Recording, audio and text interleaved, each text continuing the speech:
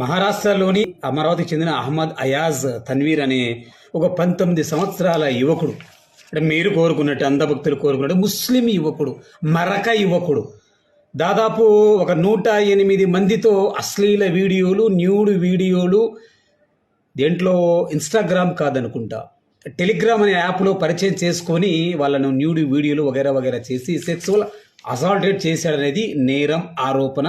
వాడిని అరెస్ట్ చేశారు పోలీసులు. కోర్టు 7 రోజుల కస్టడీ కూడా ఇది.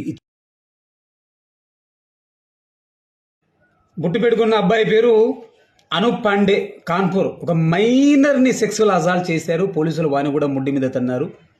అరెస్ట్ చేస్తే రిమాండ్కి పంపాడు. అందులో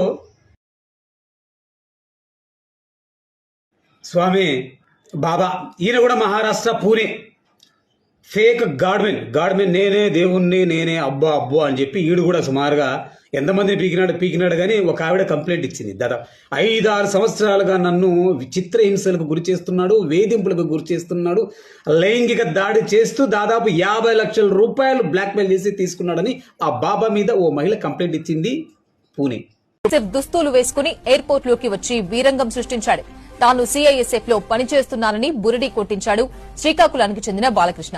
ఇప్పటి వరకు 67 మంది మహిళలను పెళ్లి పేరుతో మోసం చేసినట్లు గుర్తించారు అధికారులు. matrimony.com లో పోలీసు అధికారుల వేషంతో యువతులను వలవేశాడు. నిందితుడు బాలకృష్ణను అరెస్ట్ చేశారు అధికారులు. రంగారెడ్డి జిల్లా శంషాబాద్ ఎయిర్పోర్ట్ లో నకిలీ క్యాండిడేట్ సూర్యాపేట బాలకృష్ణ దాదాపు ఒక 70 మంది, అంటే పోలీసుల రికార్డుల ప్రకారం 70 మంది ఉంటే వాడు డబుల్గా ఉండొచ్చు. ఓకేనా? ఇంకోటి చూడండి. దారుణం చోటు చేసుకుంది. 180 మంది మైనర్ బాలికల పైన ఒక యువకుడు అఘాయిత్యానికి పాల్పడ్డాడు. బాలికల పైన అఘాయిత్యం చేసి వాళ్ళ వీడియోస్ రికార్డ్ చేశాడు ఆ నిందితుడు. 350కి పైగా అశ్లీల వీడియోలు తీసినట్లు గుర్తించారు. బాధితుల్లో ఎక్కువ మంది హిందూ బాలికలే అంట. యాంకర్ చూసారు ఎంత బాగా. మహారాష్ట్రలో దారుణం చేసుకుంది. 188 మంది పైగా మైనర్ బాలికలను అసభ్య న్యూడ్ వీడియోలు చిత్రీకరించినాడు తన్వీర్. అందులో ఎక్కువ మంది హిందూ బాలికలేనంట.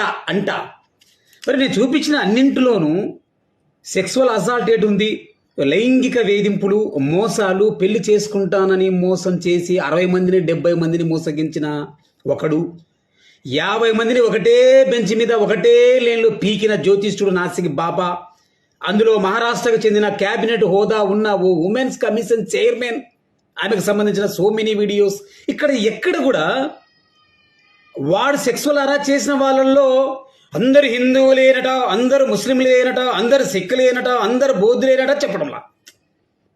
వీడు కల్తీ నాకు అహ్మద్ అయాజ్ తన్వీర్ వీడి పేరు. ఇక్కడ మహారాష్ట్ర అమరావతిలో వీడు దాదాపు ఒక 180 మందిని మైనర్ బాలికలను వలవేసి ఏదో ఇన్స్టాగ్రామ్ లాంటి ఒక సోషల్ మీడియాలో వాడు అనుభవించి న్యూడ్ వీడియోలు చేసి బ్లాక్మెయిల్ ఇంకోటి తెలుసు.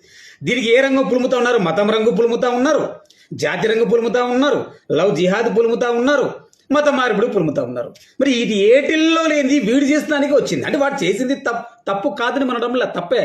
నడిబజల ఉరిదీయని కొడుకును అంటే ఒక వర్గం కేవలం తప్పును తప్పిగా చూడడంలా, నేరాన్ని నేరానిగా చూడడంలా. తప్పు కానీ నేరం కానీ పొరపాటు కానీ ఇది ఏదైనా జరిగితే విక్టిమ్ ముస్లిం అయి ఉంటే చాలు, ఇస్లాంకు సంబంధించిన వ్యక్తి అయితే చాలు, జాతికి అంటగట్టడం, మతానికి అంటగట్టడం చేస్తూ ఉన్నారు, ధర్మానికి అంటగట్టడం చేస్తూనే ఉన్నారు. కామన్ పాయింట్ ఏంటంటే, నా బాధ ఏంటంటే, తప్పును కానీ చూద్దాం, నేరాన్ని నేరంగానే చూద్దాం. తప్పు చేసిన వాడిని తప్పు చేశాడు, నేరం చేసిన వాడిని నేరం చేశాడు.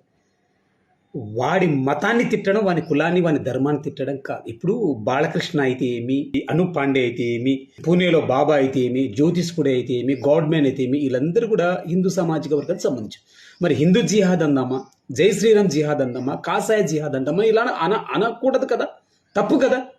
మనం ఫుడ్డే కదా తినేది, అంటే పెంట తినడం లేదు కదా. వాళ్ళ ధర్మాన్ని తిడుతున్నామంటే అంటే అర్థం ఏంటి? ద్వేషిస్తున్నట్టు లెక్క. నేరాన్ని నేరంగానే చూస్తే వాడి ధర్మాన్ని, వాని కులాన్ని, వాని మతం జోలికి నువ్వు వెళ్ళవు, నువ్వు తిట్టావు. నేను వెళ్ళటం లేదు.